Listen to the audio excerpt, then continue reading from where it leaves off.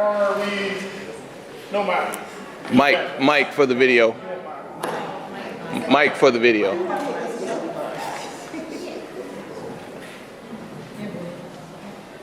Hey guys, just wanted to welcome you to the Q&A here. My name is Alex Osborne, the Tennessee State Chairman and IFBB Pro Judge.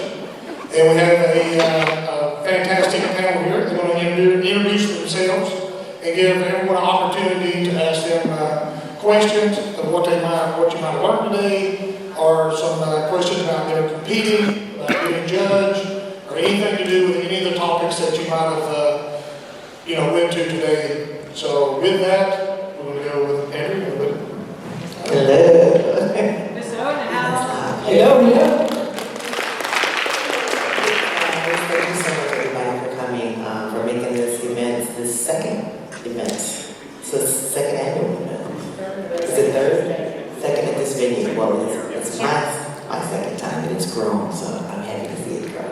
But thank you so much, guys, for coming and spending the day with us. I am Andrea Shaw, the Miss Olympia as of 4 times now. I want to say 5. But yeah, I've been competing since 2008. Had a small little break in between 2008 and 2016. Women's physique was not quite out yet, so when women's physique came along, it was just joyous because I actually had somewhere to go. And I was able to get out of that horrendous velvet one piece that I still don't know what to do with. But yeah, I'm hoping that, as you guys have questions, just glean the knowledge. I mean, many of us have been around for a very long time, and the ladies and gents up here, we just bring a lot of experience to the table. So we're looking forward to hearing some questions from you guys.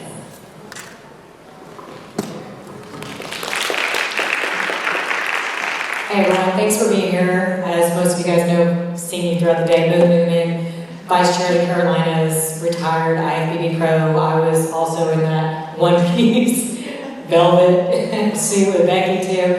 Retired pro, loved it. Very fortunate now being IFBB Pro Judge. It's been so much fun. You guys, I still have friends that I competed with. Now we're judging side by side. It's such a blessing. I love it. Very excited that we are growing, like you said, with this. Excited to help share anything. And if it's not here, you ask us a question. Like I got asked, I give my phone number out a bunch. In any way, shape, or form, how we can answer any questions. We're definitely here for you. But I'll answer anything you got. Here's Hey, I'm Becky Clausen, and I'm a retired pro as well. Competed in figure and bikini. We competed together, which is one of my favorite aspects of the sport. You meet people, and they stay with you throughout the rest of your life, honestly. So you go to a show, talk to the people backstage, make friends with those around you. They can be some of the most valuable connections you make. I'm a judge in the Pro League and in the NPC, and I judge really worldwide for us now, which is a great opportunity. And I love to see this sport growing all over the world, which it is. And really, America is what everyone in the world looks to. So it's kind of cool to see how they look to you guys as competitors to see what you're doing, and then now they have an opportunity to do the same thing overseas. And as Andrea said, just ask us any questions that you have. We all have a huge love for the sport. That's why we're still here. That's why we do what we do. So any way we can help you, we're happy to do it.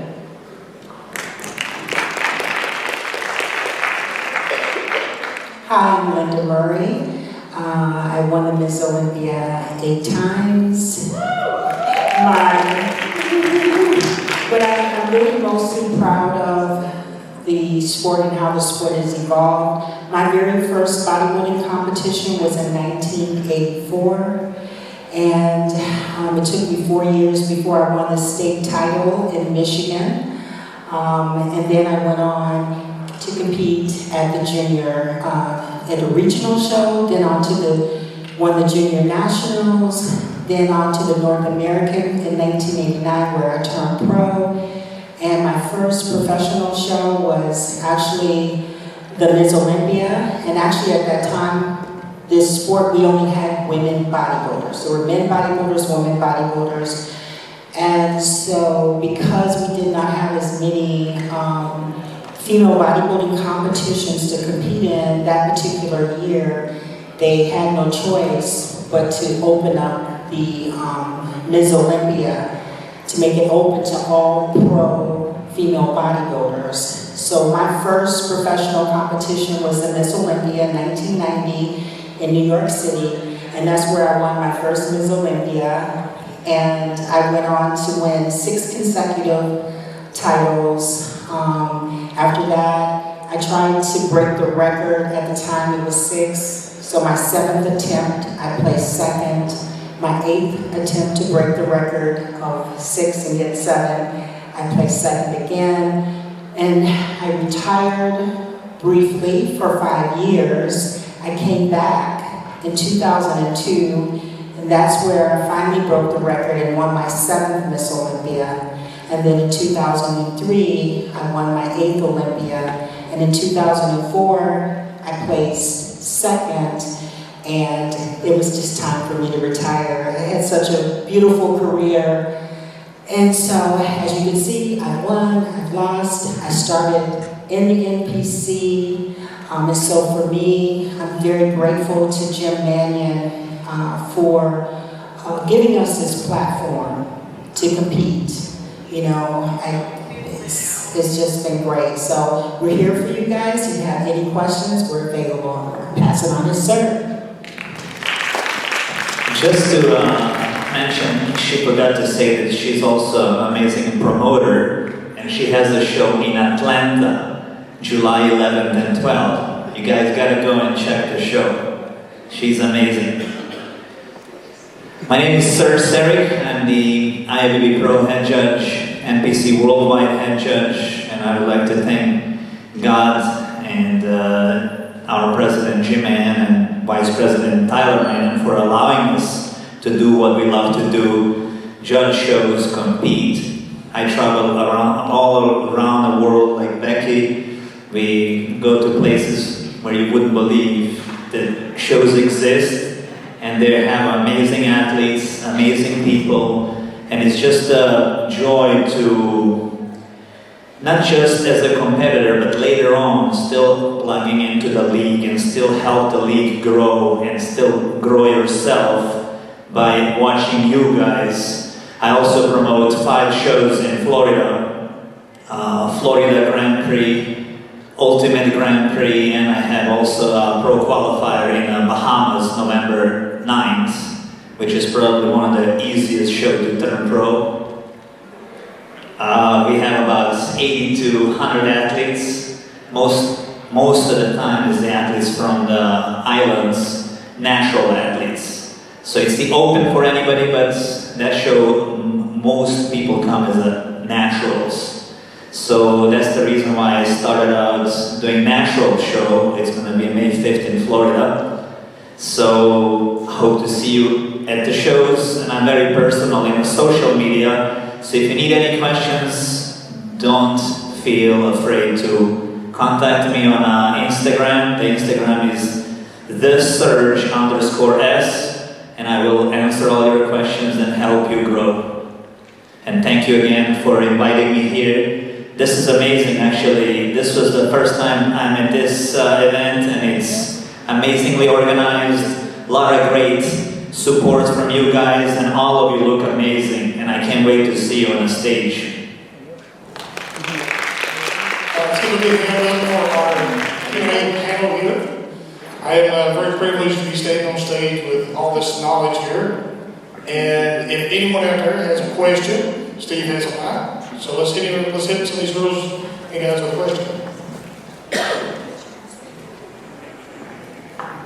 Thank you. To my 2 Miss Olympians, I realize that mindset is everything. Even before a beginner or whoever starts working out, you have to have the right mindset. So tell me about your role to having a focused mindset, and when life begins life, and how do you stay focused to be able to win not just one, but consecutive wins? Great question. I think Linda, I I'm gonna let you answer first. She has 6 consecutive wins. Like that's. You have consecutive wins I do. too. But I'm being selfish. I want to hear some of your response too before I respond. So today is so amazing that, for one, I've learned to stay present. Stay present. Stay in the now. So right now, I am present. I'm here. Doing that helps a great deal because being up here with the mic can be a little bit uncomfortable or intimidating. But when I breathe and I stay present, it helps me. And that's challenging today, to stay present. Each and every day, I practice meditation. And when I say meditation, I do not mean that I sit in some yoga position or the things that I visualize or what I understood to be meditation. For me, meditation is to just kind of quiet my mind each and every day. Because there's so much out there that can be overwhelming. I'm a woman of action. Action, action, action. So for me, to start my day, not looking at emails, not looking at my phone, and to just really take a moment to be present, that allows me to be in the now throughout the rest of that day, you know. So being present, meditation, quieting the mind, it's everything for me. And that's how I can approach anything. I can talk to anyone. But when I'm running, and I'm just all over the place and a lot of anxiety, it's very difficult to stay focused and to make the right decisions. When I do that, and my inner being allows me to hear and do and take the actions that I should be taking, that's where I operate from now. Very good, I like that. I think that when it comes to those who are looking to compete, so when you start talking about consecutive wins, I have to prioritize. So I usually start my entire year by making a vision board at the end of the year, so that my goals are always before me. So even now, I have pictures of more Olympia medals. That's where my goal is for the year. So it becomes a duty of mine to prioritize what is going to get me closer to that goal. And if there's something that is presenting itself while life is lifing, I have to make a very quick decision about being comfortable saying no. I think that if you're going to compete and you're going to be successful, or if you have really strong goals that you're committed to, you have to be okay with saying no. And you have to be okay with prioritizing your time. Because competing requires a lot. You have to be on top of your food, you have to be on top of your training, you have to be on top of your sleep. Those things are always going to be what is required. It's not optional.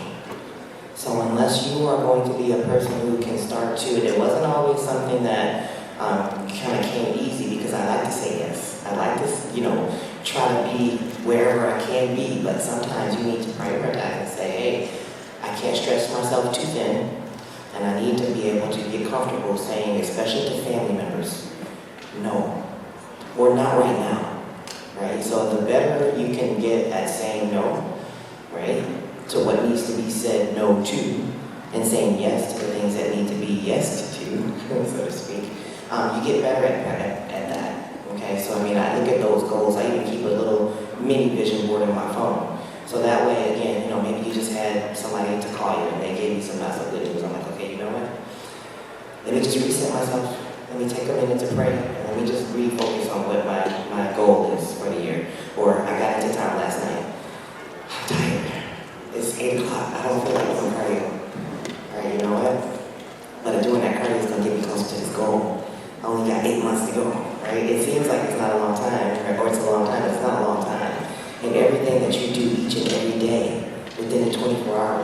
you should feel good about what you accomplished for that day. Because whether I do it or not, the date is still coming.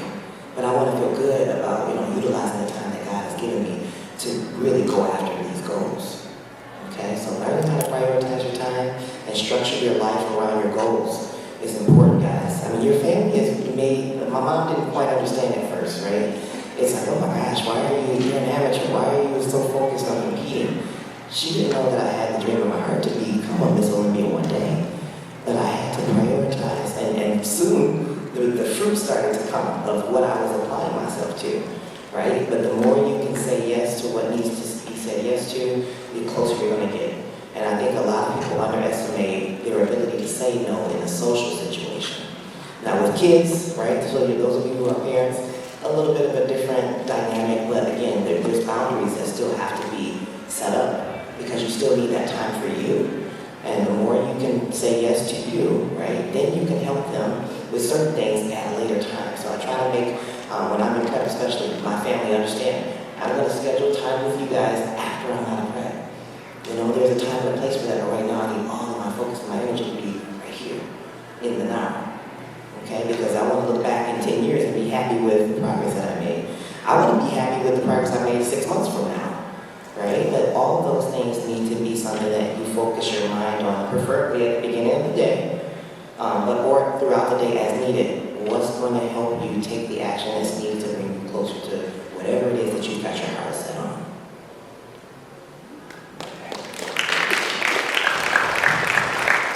Anyone else have any questions? About family, I addressed this earlier with True Novice. One thing she was saying about family members, I always say, I know a lot of people don't understand what you're doing, but I always ask people when I was competing, you don't have to understand it, just respect it, to respect and love me, and so until they can, you can at least ask them to respect you on that, maybe not understand. Who else? There's gotta be some more questions out there. Anything. You can ask anything you want. From judging to, or I don't know, we addressed a bunch today, so did anybody have any fun situations that they heard they don't have a question? Crickets. There we go. Steve, we got one.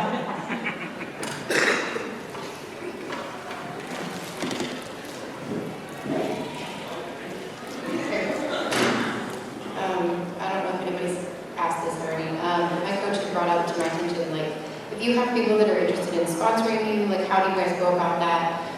Hey, are you interested in sponsoring me? I'm going to be in a show, yada yada, and then say, will you buy my shoes, buy my jewelry, buy my whatever? How do you guys go about that? So let me make sure I understand. There's someone who potentially is, you're looking to ask for their sponsorship, or are they volunteering their sponsorship?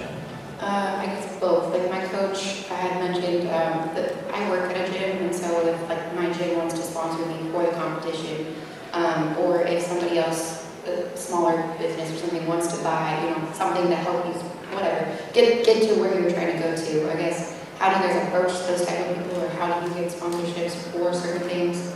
I guess that's my question. Well, it's really just a matter of asking. Yeah, or again, if they're approaching you, that's the easier situation. But yeah, if you believe that they do support bodybuilding or competing, or maybe they like you as a person, you could just have a simple conversation. Hey, I am looking to do a show in the next 6 months. It would mean a great deal to me if you have the capacity to be able to help and support me and help out. And then look at what is it that you can do to also benefit them. Right? So we always want to make sure that it's not just a give situation. You always want to look at the avenues in which you can give back. So let's say, for instance, there is a restaurant that wants to maybe sponsor your shoes. Okay, well, what can you do for the restaurant, right? So maybe it's a matter of, hey, you know what, I'm going to post your weekly special of fish and chips on Friday on my Instagram, or I'm going to bring some people by and we're going to eat and I'm going to go live and I want you to talk to my subscribers, about, what makes this place so special. Think about some unique things that you can do to also support them. Because the one thing that I have found in this industry is that you have to be able to give back. Because without that part, right, then you just become a leech. And you don't want that. Again, we all have come through so many different relationship dynamics over the years that have really benefited us, if not catapulted us into enormous amounts of success. So think about it from that point. I mean, people are going to want to always give and support a good cause, but always be the person who's more thoughtful and ask what you can do to also support them. That's a great one. And you know, all of you guys have, with social media, access to social media, like, there's so much that's in your control that you can do to promote yourself. Like, just making your mind up and knowing who you are and being, I always use the word in alignment with who you are. I know there's a lot of athletes out there that you see and admire, and you might see them doing one thing, but you have to find out like what your best fit is. There's so many opportunities in health and fitness and wellness to make a great living. And so in the very beginning, as far as like sponsorship, that's a business for you. You know, your body, the way you carry yourself, the relationship you have with that gym owner, and being, how can I say, like that's usually the first sponsorship that I can, because my trip to the Olympia in New York, our gym owner in Centerline, Michigan, Powerhouse, he basically helped to pay my way to that competition, you know, so that was like kind of my first sponsorship. But back then we didn't have social media, so you guys, you do have that. Don't be intimidated by somebody who has 1 million followers or 5 or 500. Just take that and start building your brand and your persona. You'd be surprised at how many like sponsorships and things that you can get just from that.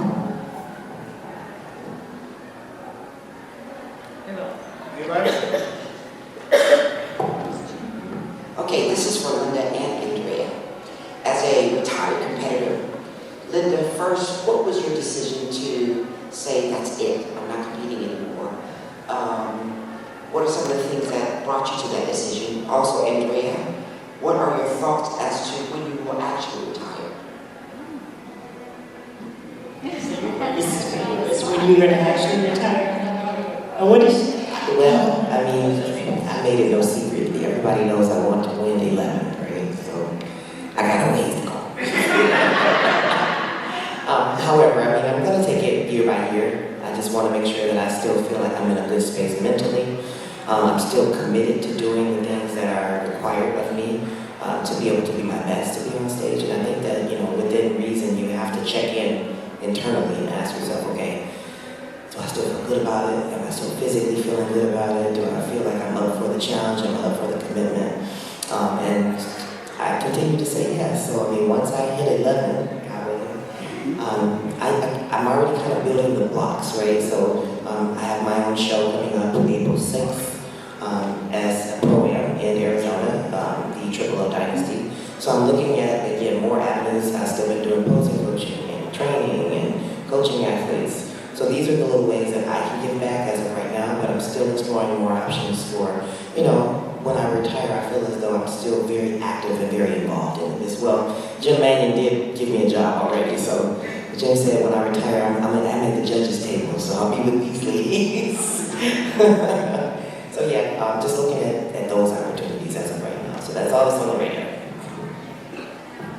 I'm going to say that maybe the decision to retire, for me, and I'm going to keep it off of me, because it was pretty easy. Like, when you win the Olympia, I mean, there's no other place, right? You know, it's time to go, it's time to go. You kind of know, and everybody else helps you make that decision too, right?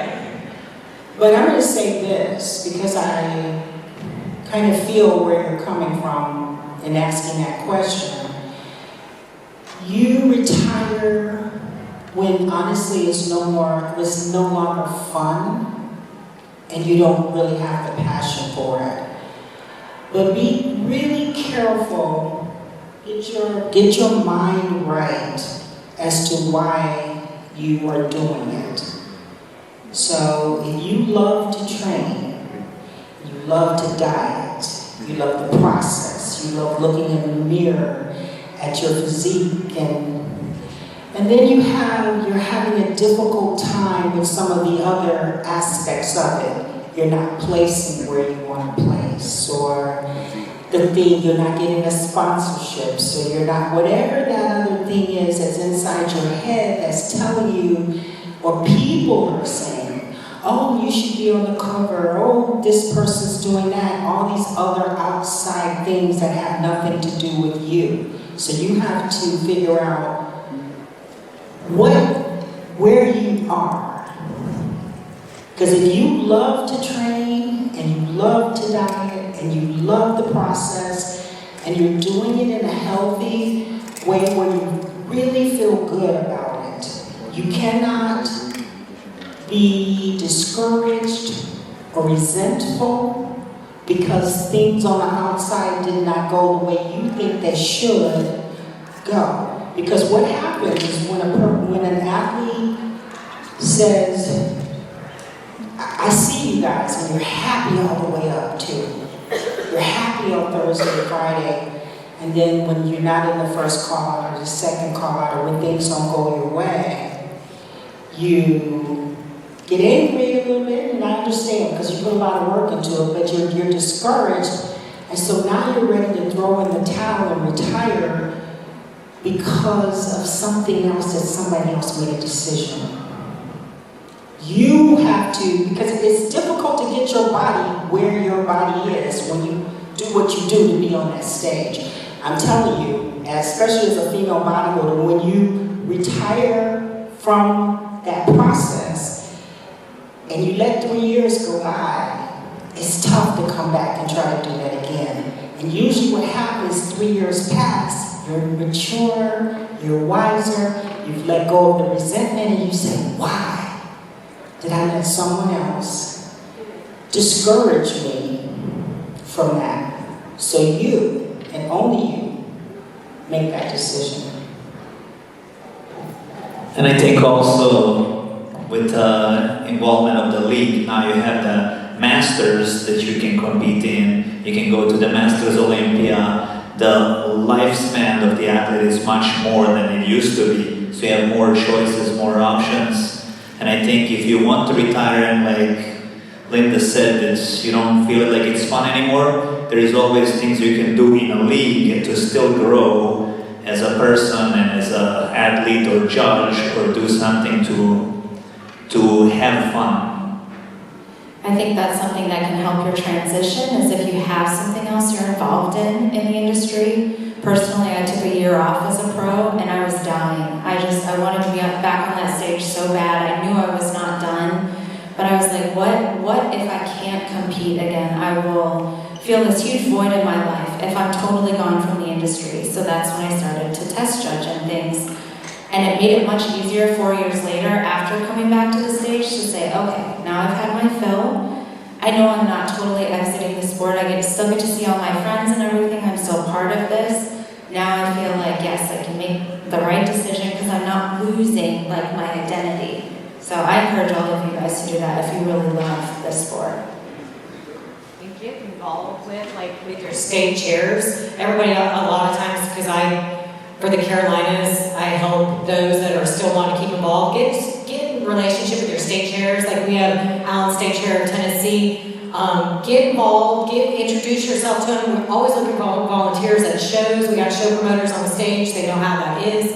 Get involved that way. Give back. I remember as a trophy girl, expedited. Even while I was competing, I was always fun to give back. That's how I kept getting involved. Competing, that helped giving back, and it just keeps your motivation up, and then that can kind of help, hey, I still have that urge, that bug to keep going, or it might say, you know what, I'm okay with it on this side of the fence, as I call it, on the other side of the stage. That was helpful for me too.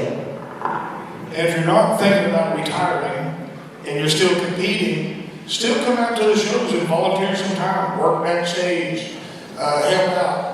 By expediting and working backstage, If you're a competitor, he will actually make you a better competitor. You'll understand why that we're lining up, in what order that we're having to do stuff backstage. So we can always use help, stuff like that.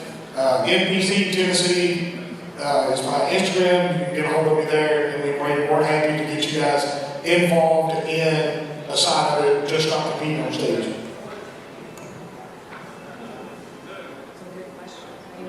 Yes, Steve, right up front. I know y'all talked about retirement, but really, what sparked your interest to get into this sport? What really sparked your interest to get in and stay in? For me, I was a total jock, and especially in high school, and I always loved playing. I could play any sport. I just love sports. And so, like, when you get old enough and you have to go through life and have a job and all that stuff and get serious, I was like, God, where else can I play? Like, I still want to play. So the gym was my playground, and I was like, oh my God, I don't need anybody else. I can actually do it myself. And then I was fortunate to meet some wonderful people that started competing. So I started in 1993. So I was kind of back in the day. And I remember this lady here back in Michigan, because I started in Michigan, my first show. And I went to the state show in Michigan. But I was like, oh my God, I could do something on my own without having a team for baseball or volleyball, because I play basketball too. And when that all came to an end, this was born for me. And I was like, oh my God, this is perfect. I can still play and have my playground and have my other competitors, even though they were competing against me, they were still my teammates, you know? So that's what got me started and kept me healthy mentally and physically to keep on going. Because I loved watching women like Miss Olympia, Linda. Oh my God, I used to watch her all the time, and it was just so fun, and this kept me going, so. I was out of shape. I went through a bad breakup. I mean, I was in my observation of how I was carrying myself. I went through a bad breakup, and I'm looking at myself in the mirror, and I'm like, oh my gosh, like, I'm not happy. And I'm not gonna act like I'm happy. I'm not happy. So, I gotta do something about it. And so then I had, at Powerhouse Centerline, there was a big mural of Miss Linda Murray on the wall. And when I saw it, I said, man, I don't know if I could ever reach that, but if I could just focus on getting in the best shape of my life, I wanna know what that feels like. I wanna feel like I'm proud of what I'm looking at and what I'm building in the mirror. And I know if I can present my best self, I'm gonna be a better sister, I'm gonna be a better friend, a better daughter, a better employee, and something good will come out of it, right? At that point, I didn't have any ambitions of getting on the stage, but I just wanted to look better so I could feel better about myself. Because a lot of times where you begin doesn't mean where you end. I started in 93, there was only women's bodybuilding. So I knew physically it wasn't, I learned that, okay, I didn't have as much muscle as I needed to be in that division to compete competitively, but you still can compete, it still gave me a platform to compete until I grew, and then this evolved, our sport evolved, and fitness and figure developed, and then that's when I figured out, hey, this is for me. So you guys, just because wherever you begin doesn't mean you can't evolve with it. Because like I said, I did bodybuilding, you guys. I was like 112 wet with my hair. I lose hair, but it's so fun to look back at those pictures and grow from there, because turning pro in figure was such a delight, obviously, but it's so cool. No matter where you start doesn't mean you have to finish there, so just get involved. What about you? I started competing almost on a dare. My trainer's girlfriend at the time competed. And I saw her photos in the gym, and I was like, oh my gosh, she looks great. Like, I could never do that. No, it was actually a girl in Michigan. I think, did we all start in Michigan? Oh my God. Yeah. Michigan up here. Mm-hmm. The cold weather. Water up there. We have to do something when it's cold. That is very true. You have to do something indoors. I took his advice to do a show. He's like, you actually have decent genetics, and maybe you'd actually diet for once in your life, because I ate pretty much cookies all day. And I did my first show and looked crazy, but looked better than I ever had in my life, and I just fell in love with it. I always say you either love it or you hate it. It either really appeals to you or you can't stand it and you'll never do another one again. Another thing that I found along the way was camaraderie and friendship, which as a former female athlete in school, I kind of lost that. Once we graduate, it's like, what am I supposed to do? There's not a lot of intramural stuff for women. I just really didn't find that outlet, and I found I really missed that. So yeah, I did have teammates that I traveled to shows with, and we were in the same class and competing against each other, but we also supported each other throughout the year, and I felt like I had that community back, which I think is true for a lot of women especially. That's something we search for in the sport, and that's why I encourage you guys to connect when you're at events, because that, even if you never win anything, you can come away with that, with knowing like-minded people, and it can be a game changer for your life. So that was a wonderful benefit that I got. Like you said, you're in the best shape of your life, so how can you lose? You know, you won. In the game of life, you won. You're in the best shape of your life. I completely agree with what you just said, you know, Becky. Like, for me, when I say, like, I'm thankful, like, grateful to Jim Mannion for creating, like, this place. I was an athlete all through high school and college, and when that was over with, I was like, oh my God, like, what am I gonna do now? I'm supposed to go to work 9 to 5 every day and just be normal, you know? And I joined a gym, and there met women and men, and I said, this is the place, what you do after you get off work. You get your, you know, your gym bag and put all your stuff in it and go there, and then like, I'm a gym rat now, you know? But for me, that's it. And then when you start to weight train, especially as a woman, and you see, you feel like how strong, you know, it's just life-changing. So then it's addicting, and now, like, 35 years later, I'm here, you know, so. What about Surge, Alan? She has a question. I was just going to say, can you speak about the misconception of genetics versus hard work? I think that there are some people that feel like, oh, I can't really do this because I don't have the genetics for it, but they don't really know what their genetics are because they haven't really tried it all the way. And so saying, I started bodybuilding, I was the skinniest and smallest guy around, and I wanted to play hockey. And I was pushed around the ice, couldn't find my place, and I had a neighbor that was a power lifter, and you know, power lifters are huge. So I ate a lot, and more I ate, skinnier I got. Everything, I mean, I would eat like 3-4 Big Macs a day just to maintain the weight. There was no healthy eating because I would be a toothpick. And I needed a size, and I'm like, man, I can't eat this much anymore. I mean, I eat day and night. As a kid, I would eat 15 eggs at breakfast. I would eat incredible amounts, like sometimes 40 eggs a day, and I would lose weight at the end of the day. My mom said, like, son, if you don't stop eating, we're gonna go broke. And I was eating so much, and one time, I'll never forget, I was 9 years old. She wanted to make like a big cake for a wedding, so she bought 45 eggs and stick it in a fridge. I come from the school, I open the fridge, and I'm like, oh, mom really loves me, bought all these eggs. By the time that day was over, I ate 45 eggs. So, I mean, I would eat anything that was in there and I would not gain a pound. So, my mom comes back and says, Serge, where's the eggs?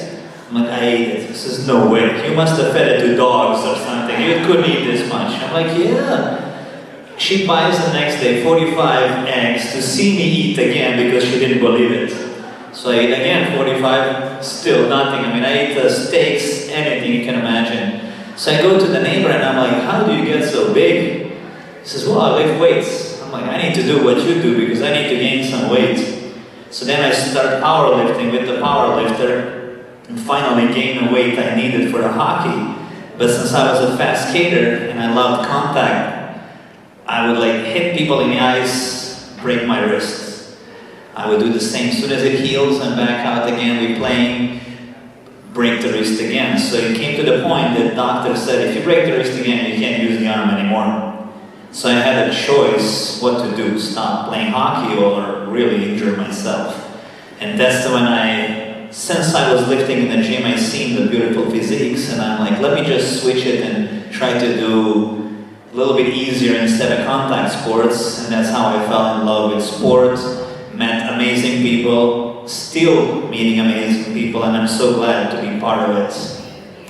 But about genetics, yes, it is a genetic sport, bottom line, but that doesn't mean that you can't build upon, as I used to say, like, yeah, genetics or generics, one or the other, but you can build upon it. But the divisions, especially like bikini and females, it's great because you're never seen straight on, with their posing, which helps a little bit offset that. Where in bodybuilding or figure you're more dead on, so a lot of times if you're not evenly balanced, it can toy with you there. But the bottom line, you guys, it is a genetics game, but that doesn't mean you can't build upon your body physique to improve upon all that, right? Yeah, that is so true. I think sometimes you guys gotta remember, you need to think about this journey much more of a long term, right?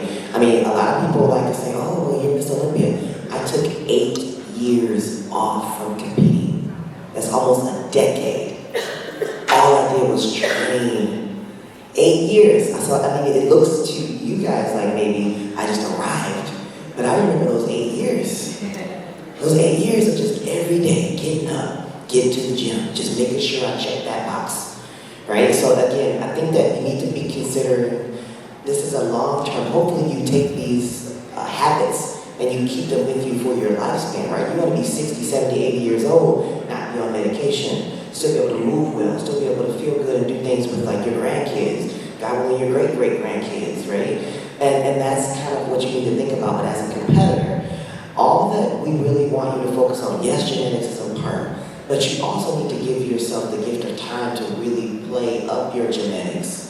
And sometimes there's no substitute for that other than the time. If you've just been doing it 3 years, okay, guess what? I was at 8. You still got 5 more to go potentially, right? But you need to be able to continuously evaluate your progress and then work with someone, whether it's a coach or whether it's a trusted trainer. I mean, if you're gonna self-study, that kind of is, somewhat of the route that I took in the beginning.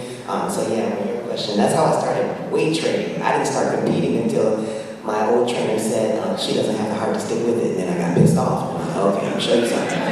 So that's just, that's how the story unfolded. But again, that 8-year break, I mean, I was very determined that I was going to evaluate the progress, so I was writing down my workouts, how much weight I was lifting, and monitoring how often I was progressing the weight, getting certain magazines. And Bob Kennedy was one of my absolute favorites. Oh, I emailed them and I asked them, how are you getting your girls? Because I love your workouts. I love the training log that you created because I'm actually using it and I'm writing down how I'm able to progress over the course of every month, right? So you need to be able to stick with certain things, evaluate the progress, and if you aren't really making as much progress, hire someone. There's someone who is bound to be able to help you to achieve certain results. And for the longest time, I was competing with no coach. So at my first year of competing, I had no coach. I did not get a coach until 2018.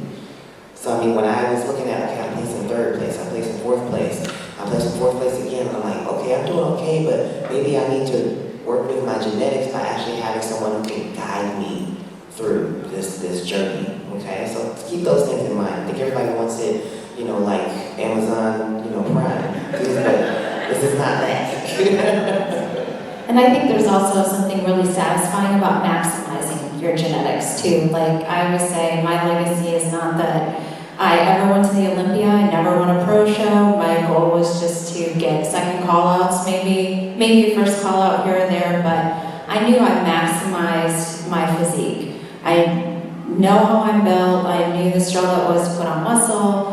I did it on my own terms, I worked really hard, I felt like I achieved the best I could, and I feel really satisfied with that. I feel like I didn't need to go to the Olympia to feel wonderful about how hard I had worked. So I think just knowing that and having a coach who can tell you, my coach was like, I didn't even expect this. He told it like it was. But just knowing that, like, yeah, I surprised a few people, even myself. I'm like, okay, like I did the best I could, and there is satisfaction in that.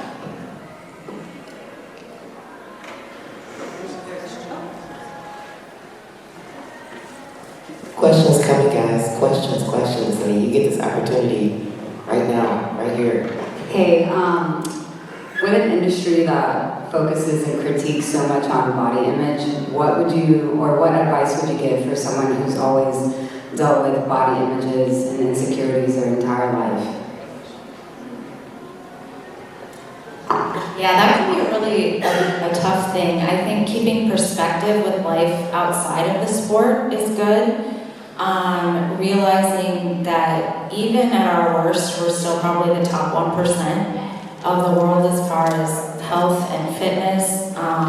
We achieve what other people are unable to achieve. Even in our off seasons, we're still fitter than anyone else. I think also learning how your mind works and developing tricks to help yourself through certain times. I know for me, I hated my off season. I never liked getting away from prep. I didn't like looking in the mirror. And so you know what? I wore big baggy clothes.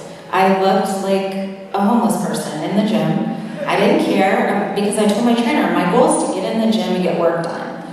The last thing I want to do is look in the mirror and be critiquing myself. I'm going to get all work done. Plus, it's going to delay my workout. I am in there to work. So that worked for me. And everyone was like, what is wrong with you? Why are you wearing this? I'm like, it just works for me. Like, I had that same habit to try to critique myself all the time. And also getting around the right people. I know when I was competing and in my off season, when everyone else was like stage ready, we had, some mean girls in the gym and they would, make comments and this and that. And I would just tell myself, I'm working for a different goal.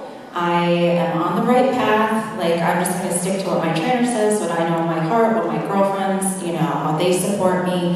And then also recognize that your mind does play tricks on you. You can be stage lean. I used to annoy the crap out of my trainer because I'd be stage lean and I'd be like, I'm holding water or whatever. And he's like, just don't tell me that again. Like, stop. Because I couldn't see myself accurately. And I finally just had to accept. I just need to do the work and detach mentally. However it is. However, if you have to meditate to pull yourself away from those intrusive thoughts, I will say it is a process though that you have to pay attention to every day to avoid yourself getting off the rails. But a lot of people have been through it, so share whatever you're feeling, especially if you make friends and stuff. There's a lot of people who will commiserate with you and say, yeah, I felt that exact same way, but I tried this. Maybe this is something that could work for you. With that mind prep, I'm real big on mind prep, but it goes for, it's not just females. I've dealt with a lot of men that deal with this issue too, so it's a human being factor. You guys, when you're judged on stage, you gotta remember it's a moment in time. It's not an image that we or you will carry for day to day. You gotta remember that's a victory in itself there, the small victories you gotta reward yourself for, and once you're off stage, you just realize conducting that physique is not something that carry forever. So in order to don't beat yourself up kind of thing, because I think once we reach this goal, we think it's not, you can't carry it forever, so it's unhealthy. So like Becky was saying, join forces with some others, really mind prep. Like I go journey in mind preps on talks, and then also you find out how many people are in that same atmosphere as you are. You think you're alone and suffering, but it's amazing how many people that have come to me. I've talked to a lot about mind prep, but still, you can't carry that look on stage forever. So a lot of times, like social media, you got to remember those pictures. There's tons of filters and/or moment in time that was their time too. We all have our own time. Maybe the off season, you got to realize and tell yourself, okay, right now is not the time that I get to look like that. You're achieving a goal, so keep focused on that. I know that helps a lot because being lean is fun. You see yourself in the mirror and stuff. I've dealt with that too, but it's like, okay, well, I'm not supposed to be that lean at this moment, especially if you're in your off season trying to gain. Like she was saying, it's taking 8 years. I'm the same way, you gotta put that muscle on. So you gotta go through different physiques and be happy with all those, because in the bottom line, you guys, you get this one body. Enjoy that one body, because there's so many people that exchange that moment with you or have your body in a heartbeat. Okay? So love yourself. That gratitude. Think about what would you feel like if you could never go to the gym again. 2020 taught us a lot. We could not go. Like, they were closed.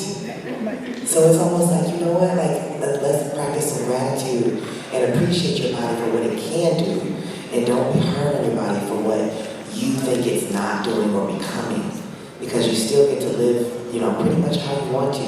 You get to go to the gym, dress yourself, feed yourself, bathe yourself. I mean, God forbid, in 10, 20 years, I mean, you pray that you still can do those things. So you still want to make sure that there's a healthy dose of gratitude that you want to kind of always keep in mind. Like, you know what? If I wasn't able to ever get to the gym again, or if you got to a car accident, my Uber driver yesterday had a traumatic brain injury in a car accident, and he got away from the gym, and I just told him, just don't stop trying.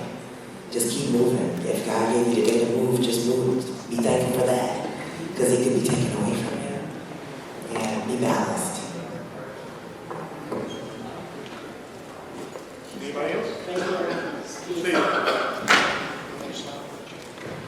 Can you detail briefly or refer us to where we can go to see the roadmap from novice to the Olympia?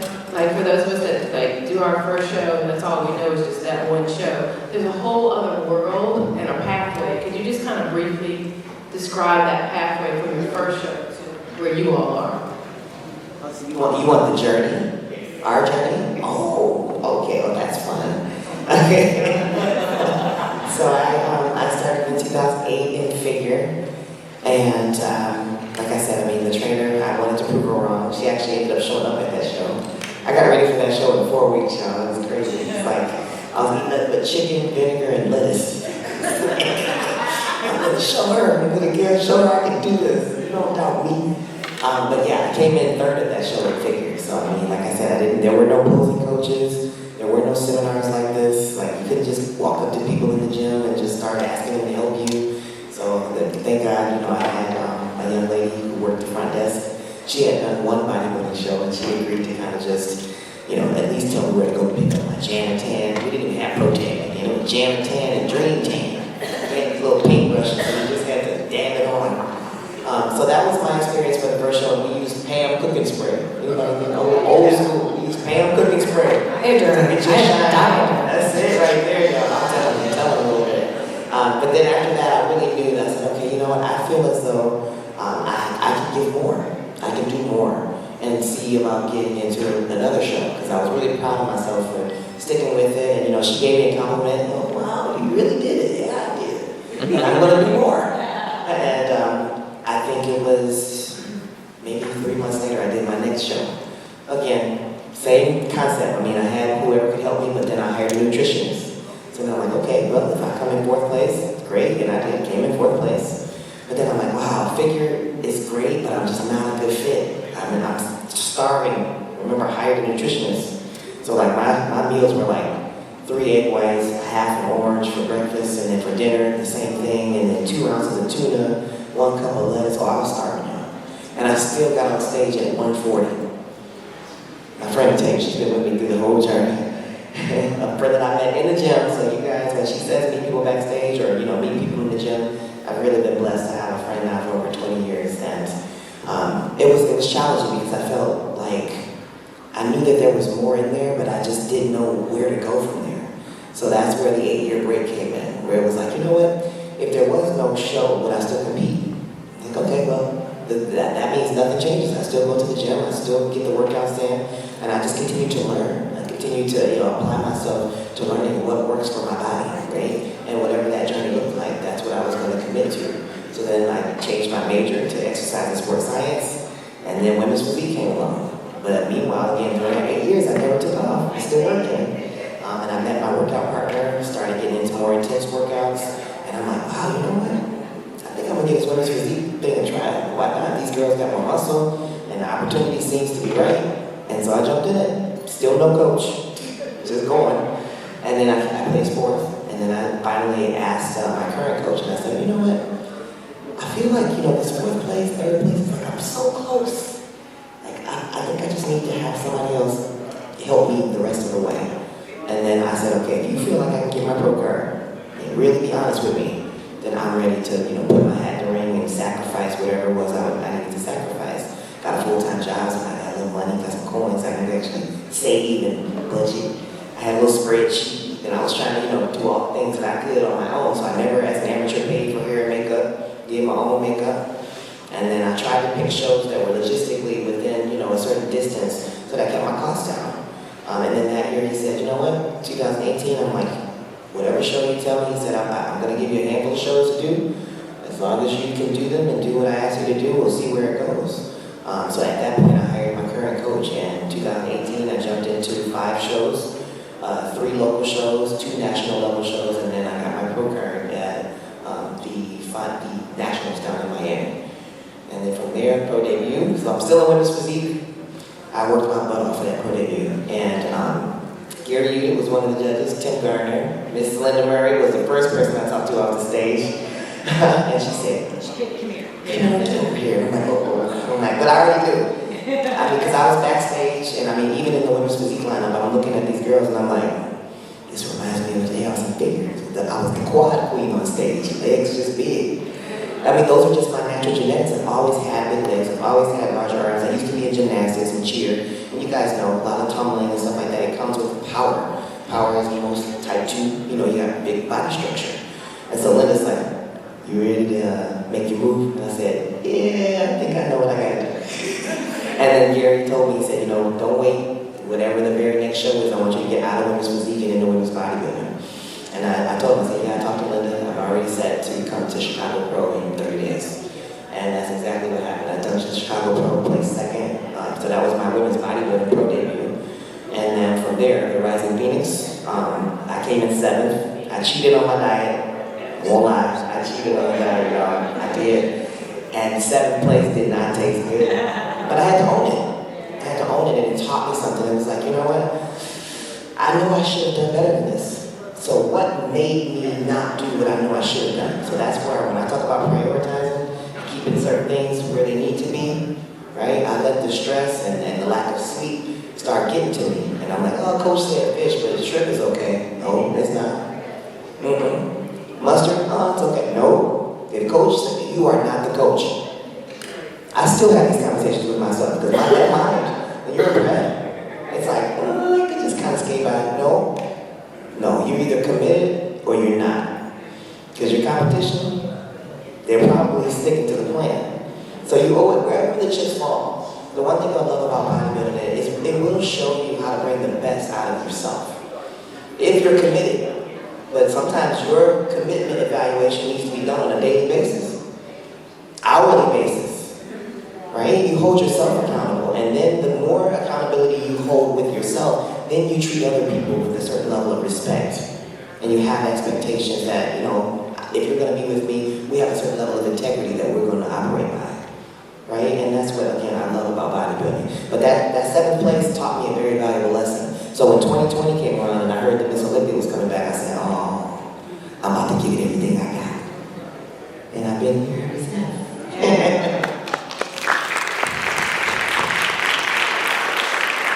So, kind of a long story short, 93, there was just bodybuilding, wanted to give it a try. I did decent, but I found out the next one I was a little skinny with a lot of hair. So fitness, the bodybuilding world evolved, you guys, which is great. So fitness gave birth in the early 90s. I gave that a try because I had some dance background, not professional or anything, but just was able to do some of that stuff. Did a few, but then the Kelly Ryans of the world, she crushed me in some routines. So I thankfully figure gave birth, and I always did good in the fitness round, so that the suit round, so that's what I was really happy about. I found my place. My physique was happy in figure, I was happy in figure.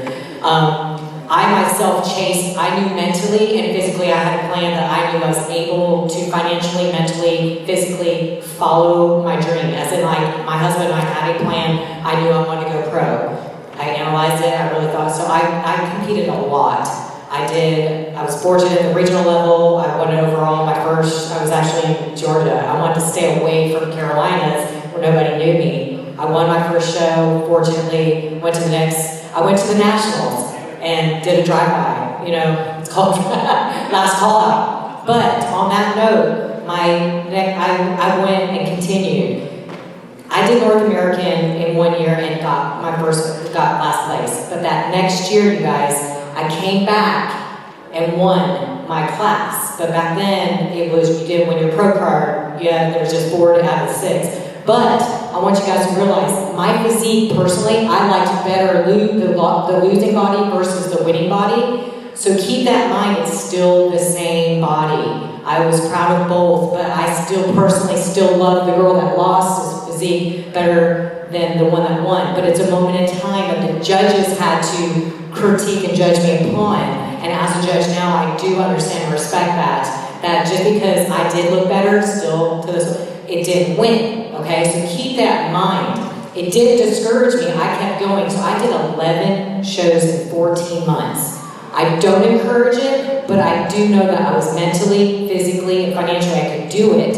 And my husband was my teammate and my coach, and we ran with it. Because he and myself analyzed my body, and I knew I could do it. But I kept getting second place. I was just missing my pro card. So I always say, don't quit, because I wasn't mad. I had sportsmanship. I shook the winning girl's hand because she worked hard too. You guys remember that. So those people work as hard as you do. It's not their fault that you got second and got first. It's just a moment in time the judges had to place someone in. I just wasn't that girl that day. But I did win an overall, and I was very excited. So 2009, I turned pro in figure, and I decided to jump straight into the pros. So JM's like, hey, what are you doing next? He kind of talked to me. I went straight to the pros. I waited 2 months.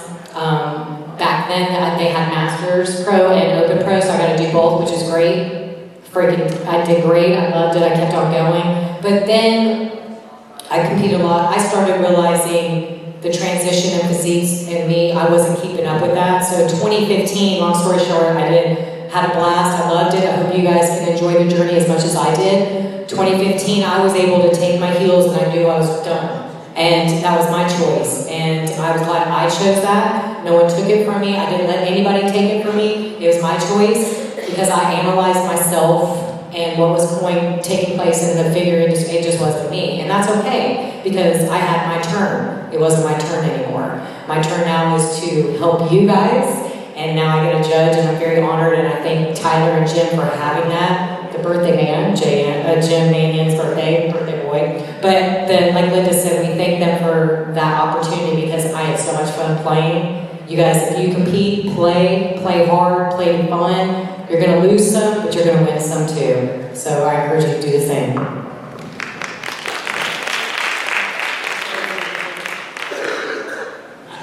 I guess I can say real quickly, because I already told you about my journey. There are 3, I think, periods of time in my life as far as my journey. When I first started competing, the first educational experience for me was trying to understand how to maintain muscle and lose body fat. So the science of bodybuilding, the science of what we do. So I've been in an industry for very long, cheerleading, where it was all about what I saw on the scale. So that was my first real introduction into this. Like, that was the first hurdle that I had to get over. For me, was the nutrition. It was easy. I had the discipline, the willpower to weight train, but that was the first, real learning lesson. The second one I'm going to say is fast forward to when I lost the Olympia, because I was a girl that loved high reps.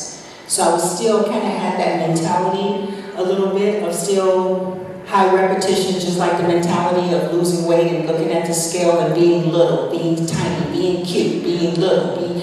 So in my quest of winning the Olympias, I've won 6 consecutive, and then this girl comes along, Kim Shizevsky, she's training hard, and she kicked my butt. So she kicked my butt on the 7th attempt, me trying to win that. She kicked my butt on my 8th attempt. And so I was behind the learning curve of understanding the science of weight training bodybuilding, doing heavier weight, less repetitions, talking about 5 reps, 8 reps. I was always a girl, I knew with 15 reps, 20 reps, so that was my second. And then I'm gonna say the last is when I returned to the stage. Now it's a new era, it's 2002, and the girl that kicked my butt, I hired her husband because the sport had changed, and now I had a coach. I was more willing and open to have a coach, so that's my journey in that way.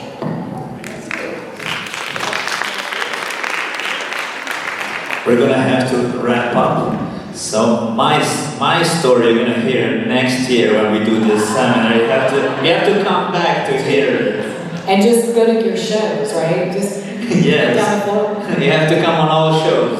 Atlanta Pro, you have great shows in Tennessee, Georgia, so be involved and meet a lot of people around. Someone who's gonna be your best friends. Just be open. Keep your eyes open, ears open. Learn. Guys, I want to thank a couple of people before we get too far on this. Steve and Rachel Payne that organized all this and everything there. The amazing panel that I was sitting on here. Vince Crawford, the Georgia State Chairman, for organizing all this and everything for funeral. So I just want to thank him for that. And also on behalf of Jim Dane and Tyler Mannion, I want to thank everybody for coming out for the NPC Southeastern Southern Bodybuilding Conference. So with that, we'll be here next year. So we're really looking forward to that. My name is Alan Sizemore.